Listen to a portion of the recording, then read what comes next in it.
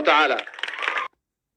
baad ku xirantihiin iyo Axmed Madoobe aad saantihiin in la iska dhaafo riyadaas dadka qabo gado waa Falastiin waana wadaynaa dagaalka ilaa aan Axmed Madoobe iyo dabadhilifka Kenya aan ka taqalusno insha Allah ta'ala doorashadanaga iyo dadkanaga iyo codkanagana ma noqonayso wixii shalay Kismaayo ka dhacay Ilaahay baa idinku dhaarshay dadkan matalahayo oo maseerkan matalahayo oo magacaan meel ku fadhiyo baarlamaanna ma soo dooranin magacaabis ma gudoomiye degmaa waxyaabaha la isku haysto oo ka dirreena ma anagu xildhibaano kaliya waa saacad qofka la rabo wixii lagu sameyn karo way baarlamaan baa ku lahayn tirada haysana waa aragteen saddex gobol bayna ka tirsan tahay Jubbaland maalin walbo Jubbaland annaga waxa dhaqaalaha oo deegaankan uga imaado ma jirto kurkanigi baa hadda qaadnay baan Axmed Madoobe iyo Gabran iyo madaxa noogu suro dad wabile biyele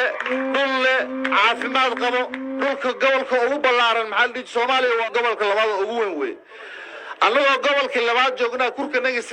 si sakharan hada loo qaaday baa nin qoorta loo suro ha loo suro hadduu ahaan lahaa nin Soomaaliyeed oo danta Soomaaliya ka shaqeynayo oo qaranka Soomaaliya u shaqeynayo oo dawladnimada Soomaaliya ka shaqeynayo billaah calaykum yaa diidilaha عدي لا بجرت وعنا وأن ديدنا وحويه شن سنة وحنا قراعي عن دياردي كينيو مركوا هالنا وحوليه ماشى الشباب بالدقي وبينوي عروتي والعطي قبلي والعطي تذكي وباباي وح أمداس أي أودي من السنة وح وكيركا أو رادين وحويه إن محل دي يجري وحكومة كوسي رادو إلهي بالذي كل شيء حاجات أركتين كوبي تبصر قف صومالي وحكومة هيش ورنيكم فرعون با sababta noogu qasbaya maxay tahay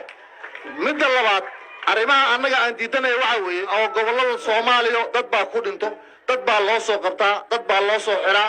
Axmed Madoobe oo qof ku dhintay Kismaayo oo Soomaalida kale ee la degan u soo xiraya wali arkay shalay u dambeysay wadaad baa ku dhintay oo ma soo xirin war markii dadku xirxiraya uu baabiinaya ummadii kalena waa dhameeyay annaga reegada ahaanana aqoon-yahanadii buu laayay ganacsatadii buu laayay askartii buu ku dhaxlaayay ummadii oo dhan buu laqay qof kasta oo wax garanaya Axmed Madoobe wuu diiday annaguna waan diidnay war Axmed Madoobe sama diidin